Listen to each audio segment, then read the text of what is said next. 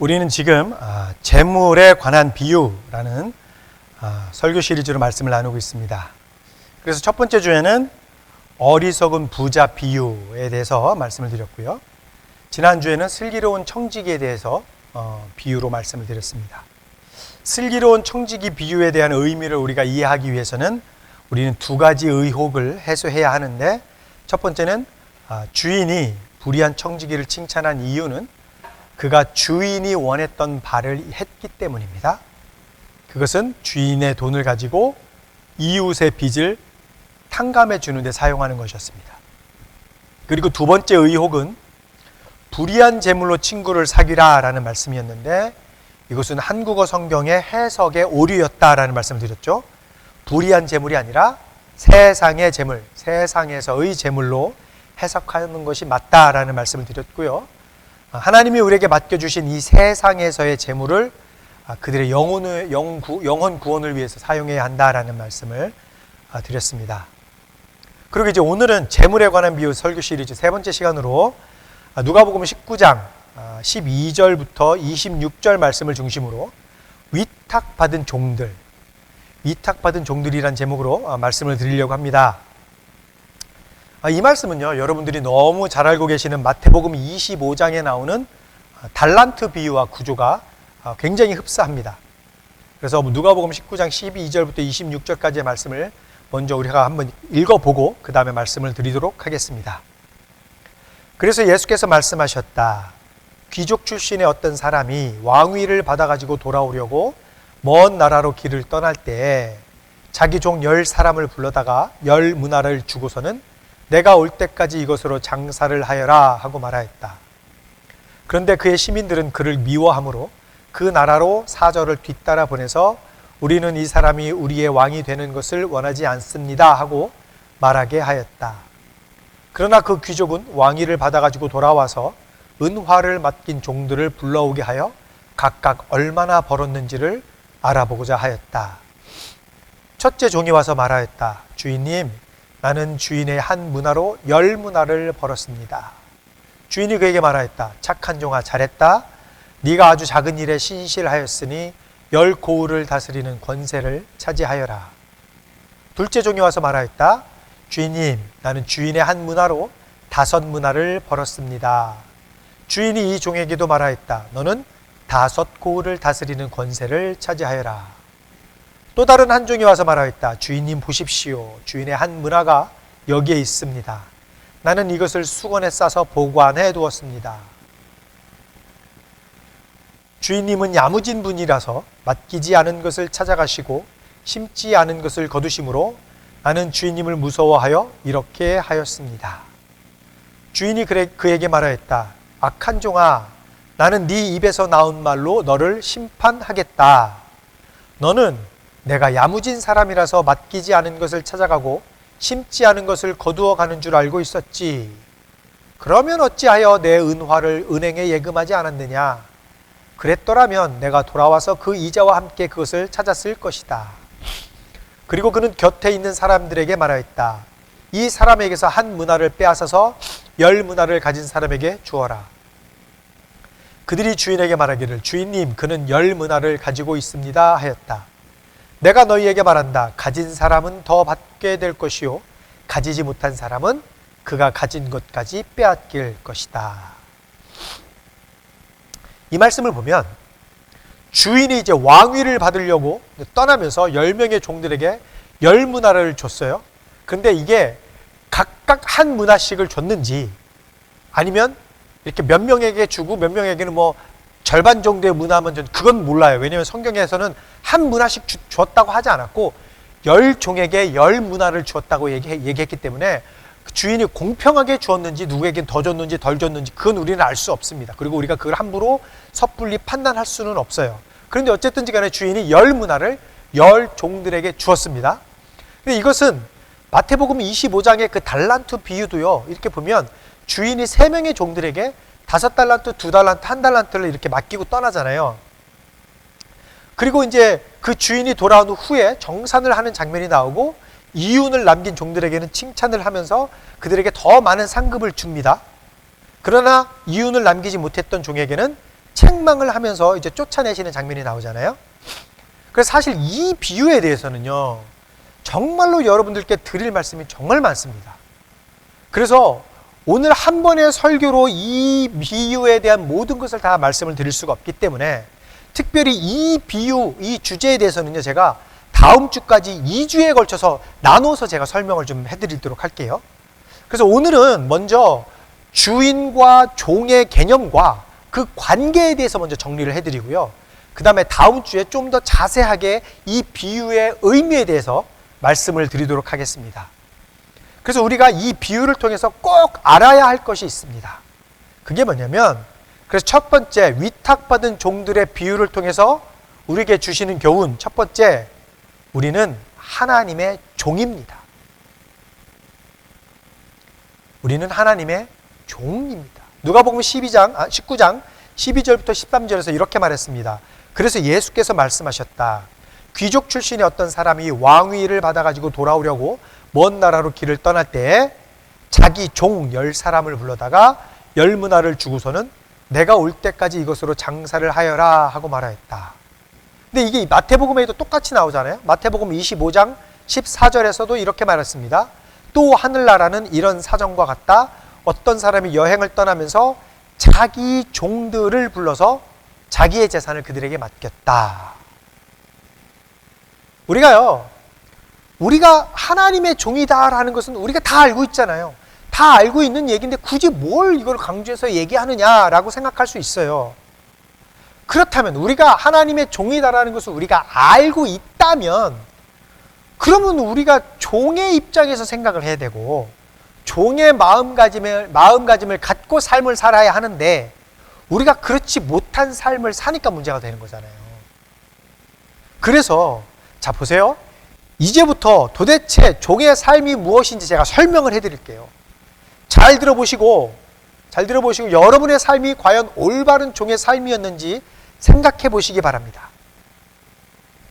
우리가 마태복음에 나오는 달란트 비유와 이 오늘의 말씀, 이 두 개의 비유를 읽을 때 무엇을 우리가 먼저 생각을 하게 되냐면요. 이 말씀을 읽다 보면 어떤 생각을 먼저 하냐면 우리에게 나눠주신 은사나 능력이나 달란트를 잘 사용하면 많은 열매를 맺게 되고 그 결과로 우리는 하나님으로부터 상급을 받게 된다라고 그렇게 생각을 하잖아요. 그리고 많은 목사님이 그렇게 또 설교를 하셨어요. 그리고 왜냐하면 여기서 이 달란트가 파생되어서 나온 영어가 탤런트예요. 재능. 탤런트가 이 히브리 말 이 달란트에서 나온 거거든요.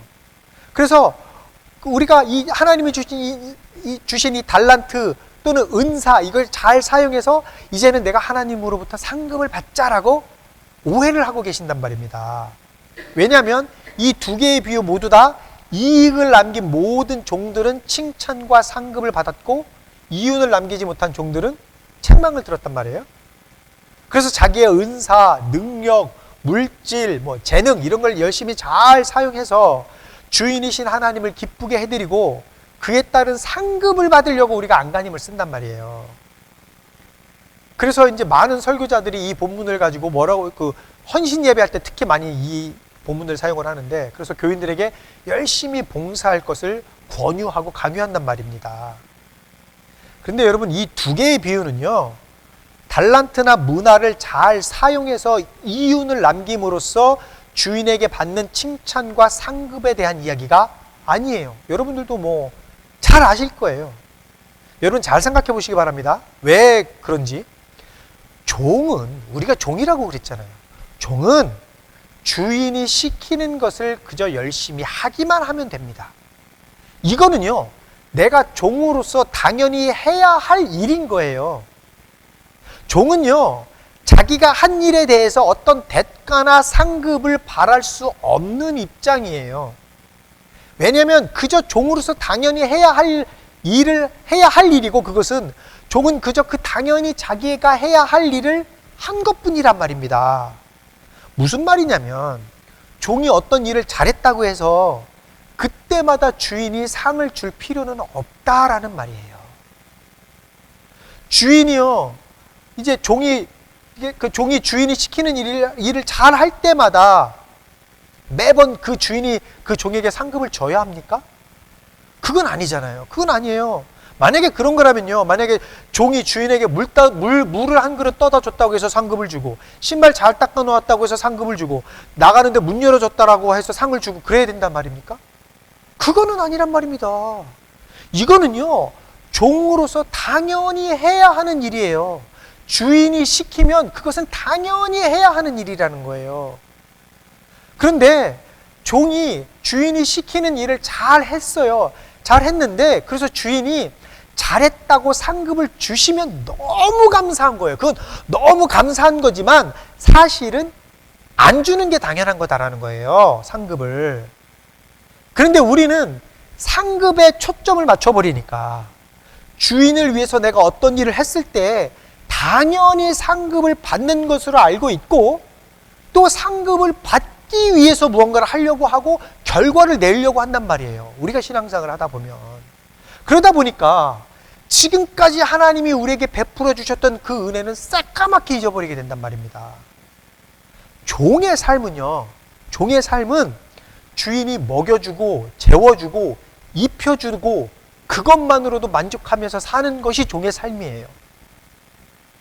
이것은요, 먹여주고 입혀주고 재워주고 하는 것은요, 우리가 그 주인의 종이 되기만 하면 거저 제공되는 것들이에요.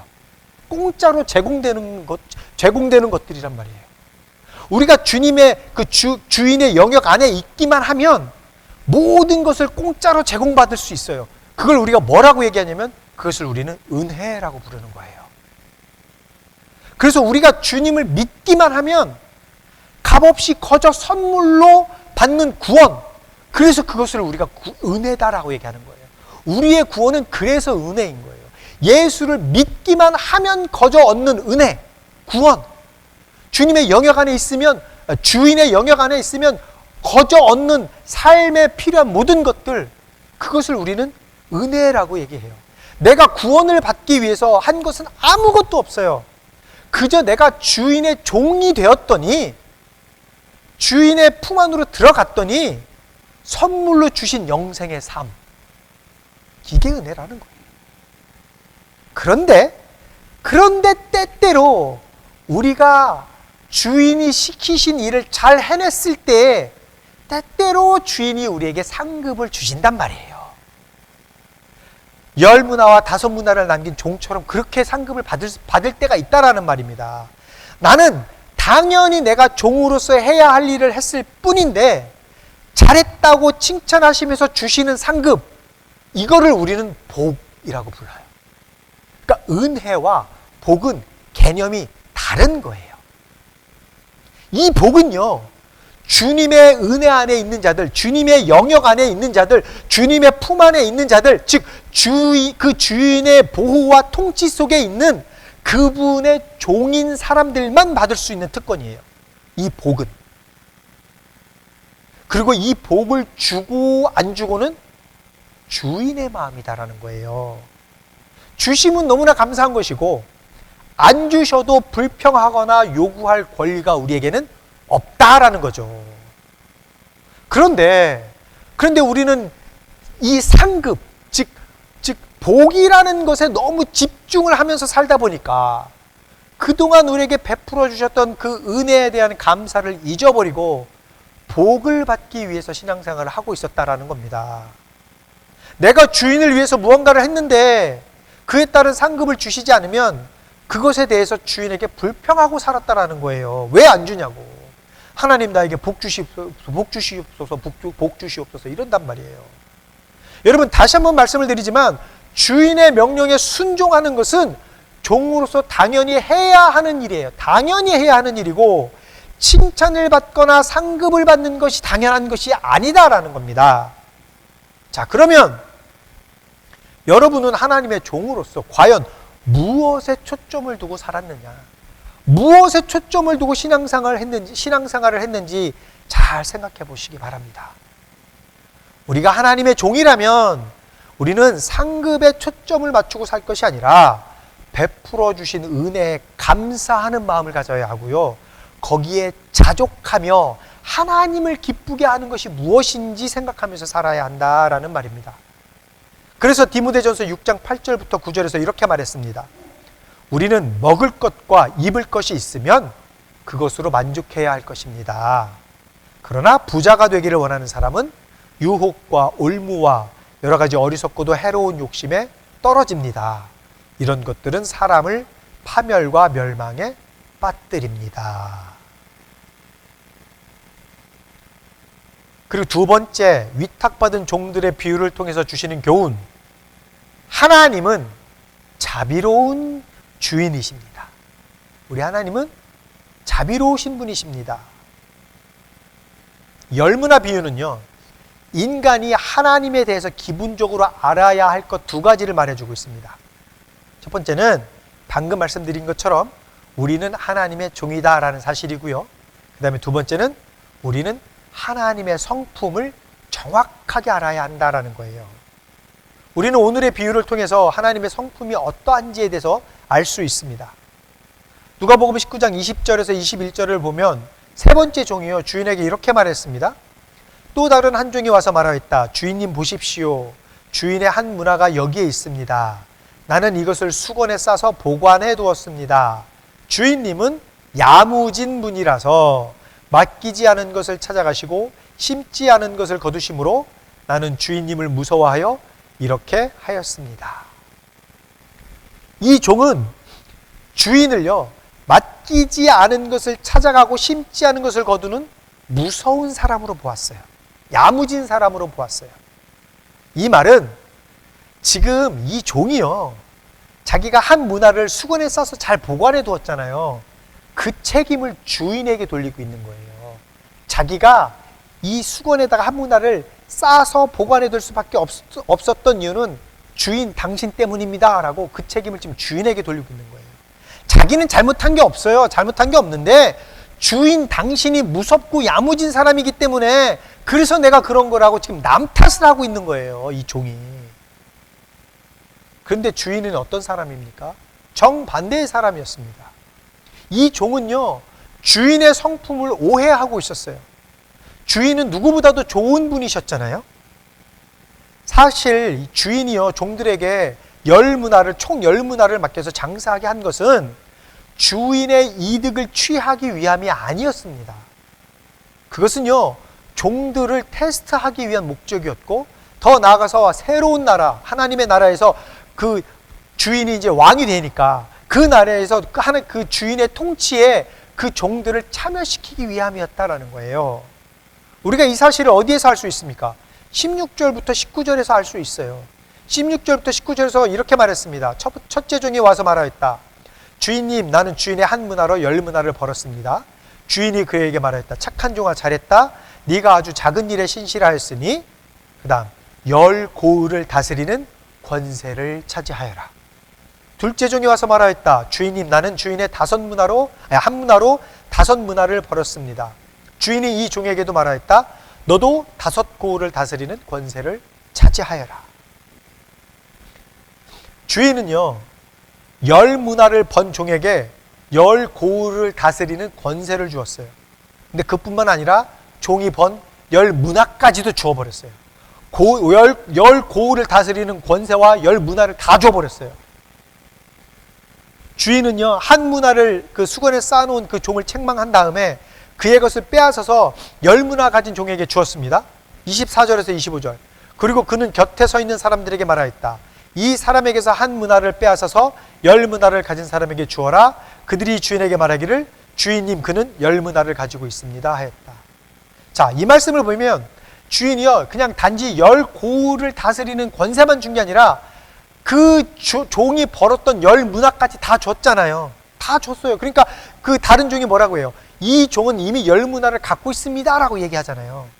그러니까 이 종이 수고한 것까지 다 줘버렸다라는 거예요. 이렇게 여러분, 주인은요, 종들을 생각하고 종들에게 더 많은 것을 주기 위해서 문화를 맡긴 거예요. 그만큼 이 주인은 정말 좋은 주인이었다는 거죠. 주인이 종들을 위해서 그 문화를 맡긴 것이지 자신의 욕심 때문에 맡긴 것이 결코 아니다라는 말입니다. 그런데 이 세 번째 종은 이런 주인의 마음을 올바로 이해하지 못하고 오해하고 있었다고요. 그래서 여러분, 우리는요, 하나님의 성품이 어떠한가를 우리는 올바로 알아야 됩니다. 주인은 애초부터 종들이 얼마를 벌었는지에 대해서 관심이 없었어요. 그리고 그것을 장사를 하다가 만약에 손해를 봤다 하더라도 상관없습니다. 그 주인은. 주인의 관심은요, 과연 이 종들이 나의 명령에 얼마나 순종했고 충성했는가, 그것뿐이었단 말이에요. 그래서 충성된 종들과 함께 축하하기 위함이었다. 함께 그 나라를 다스리기 위함이었다라는 겁니다. 마태복음의 25장도 보면 이렇게 얘기하잖아요. 예수님이. 그의 주인이 그에게 말하였다. 잘했다, 착하고 신실한 종아. 네가 적은 일에 신실하였으니 이제 내가 많은 일을 내게 맡기겠다. 와서 주인과 함께 기쁨을 누려라. 이게 여러분 주인의 성품입니다. 주인은 충성되고 신실한 종과 함께 모든 것을 누리고 함께 기쁨을 누리고 싶었던 거예요. 그래서 주인이 10문화를 남긴 종과 5문화를 남긴 종에게 똑같이 칭찬을 하고 있는 것입니다. 몇 문화를 남겼느냐가 중요한 것이 아니기 때문입니다. 그러므로 이 비유를 통해서 종들이 얼마나 이윤을 남겼는가, 그 결과에 집착하지 마시기 바랍니다. 그들이 얼마를 남겼는가는 하나도 중요하지 않습니다. 우리가 중요하게 생각해야 할 것은 과연 하나님이 나에게 바라시는 것이 무엇인가예요. 그리고 내가 어떻게 하면 그 의로우시고 선하신 하나님의 명령에 올바로 순종하고 충성할 수 있는가, 우리는 거기에 초점을 맞춰야 된다는 거예요. 우리의 신앙생활은요, 내가 신앙생활을 통해서 무언가를 했을 때 하나님이 나에게 얼마나 많은 복을 주실 것인가, 내가 얼마나 많은 복을 받을 것인가에 초점을 맞출 것이 아니라 과연 하나님이 나의 삶을 통해서 나에게 원하시는 것이 무엇인가, 그러면 내가 이것을 어떻게 하면 하나님이 기뻐하실 수 있는 삶을 살아갈 것인가에 초점을 맞춰야 된다고요. 그게 우리 삶의 목적이 되어야 된다는 거예요. 그런데 그 일을 통해서 따라오는 어떠한 복들은 그건 옵션이라는 거예요. 너무나 감사하게도 하나님이 주시면 너무 감사하지만 그걸 통해서 하나님이 안 주셔도 나는 감사합니다. 그 고백을 갖고 그 목적을 갖고 우리가 신앙생활을 하면, 여러분, 우리가 교회 안에서 신앙생활을 하면서 시험에 빠질 일이 뭐가 있어요? 내 초점은 오직 주님께만 맞춰 있는데 왜 성도 때문에 내가 시험에 듭니까? 왜 목사 때문에 시험에 듭니까? 하나님한테 초점이 맞춰 있는데 옆에 있는 사람들은 아무것도 아니죠. 아무것도 아닌 거예요. 내가 내 삶의 초점이, 신앙생활의 초점이 세상 것들, 세상 사람들, 나의 복에만 초점이 맞춰져 있다 보니까 우리가 교회에서 시험 드는 거예요. 하나님은 신실하신 분이십니다. 결코 우리를 실망시키지 않는 분이란 말입니다. 우리는 그래서 하나님만 바라보고 신앙생활을 하면 우리가 교회 안에서 시험 들릴 일이 전혀 없어요. 왜 목사가 싫다고 교회를 떠나요? 목사가 뭐라고? 아무것도 아닌 건데. 왜 이 교인이 밉다고 교회를 떠나요? 제가요, 이렇게 몇몇 교인들에게 조언을 해줄 때가 가끔 있거든요. 그런데 애지간하면 교회 떠나라는 얘기 제가 안 하거든요. 딱 한 가지 경우에선 제가 그러면 떠나야 될 것 같습니다라고 얘기해요. 뭐냐면 본인이 그 교회에서 신앙생활을 하는데 기쁨이 없다. 신앙생활을 하는데 내가 너무 괴롭다. 교회 가는 것이 너무 힘들다.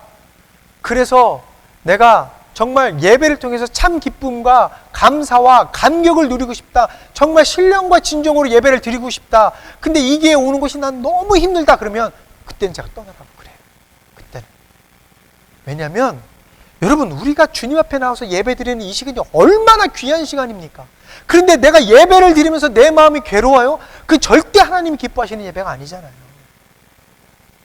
그 예배가 목사 때문에 힘들든 무엇 때문에 힘들든 교회 프로그램 때문에 힘들든 내가 너무 힘들어요. 그래서 내가 예배를 드리는데 기쁨이 없어요. 그럼 제가 떠나라고 얘기합니다. 왜? 그분에게는 그분의 생명의 그 삶이 더 중요해요. 하나님으로부터, 예배를 통해서 우리가 하나님으로부터 받는 그 은혜와 기쁨과 감격과 감사, 그것을 누리는 것이 더 중요해요. 옛날에는 한 교회 몇십 년 섬기는 것이 미덕이었고 굉장히 자랑거리가 될 수도 있지만 요즘은 그렇지 않습니다. 내가 주님과 더욱더 가까이 갈 수 있는 방법을 찾아야 돼요. 내가 하나님과의 관계가 끊어지지 않고 계속해서 연결되고 하나님 앞에 내가 한 걸음 한 걸음 더 나아갈 수 있는 방법을 우리가 찾아야 돼요. 만약에 그것이 내가 이 교회를 떠나고 다른 교회에서 섬기는 것이 그것이다 그러면 가야죠.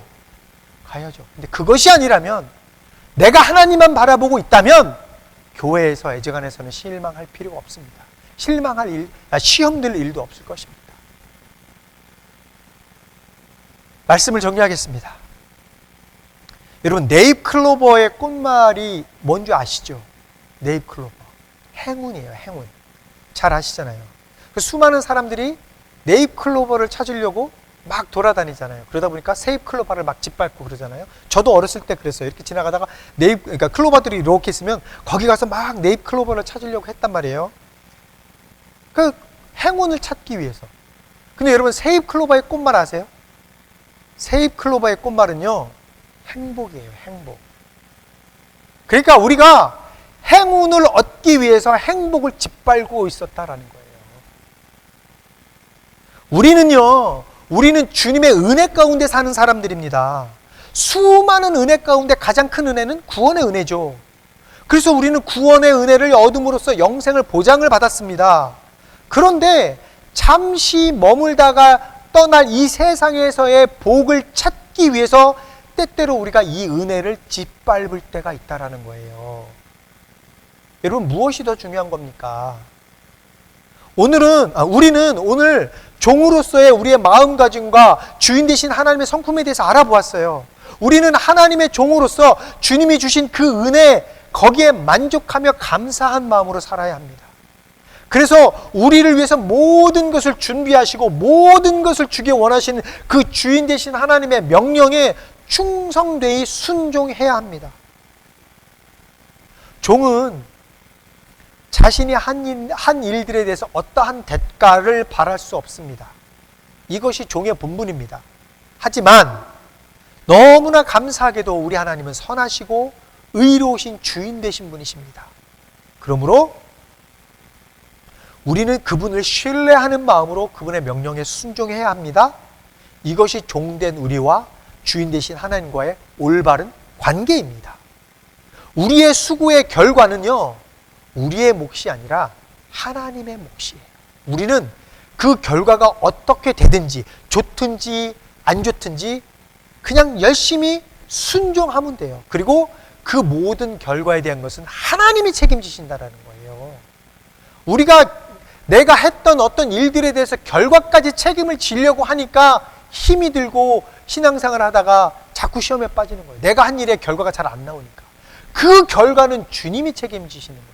우리는 종으로서 맡긴 일을 열심히 하기만 하면 되는 거예요. 그럴 때 주님이 그런 우리를 보고 기뻐하실 것이고, 우리는 주님과 함께 그 기쁨에 동참할 수 있게 된다라는 겁니다. 그러므로 하나님의 종으로서 이윤과 상급에만 삶의 초점을 맞출 것이 아니라 충성과 순종에 우리의 삶의 초점을 맞추시는 여러분이 되시기를 예수님의 이름으로 축복합니다.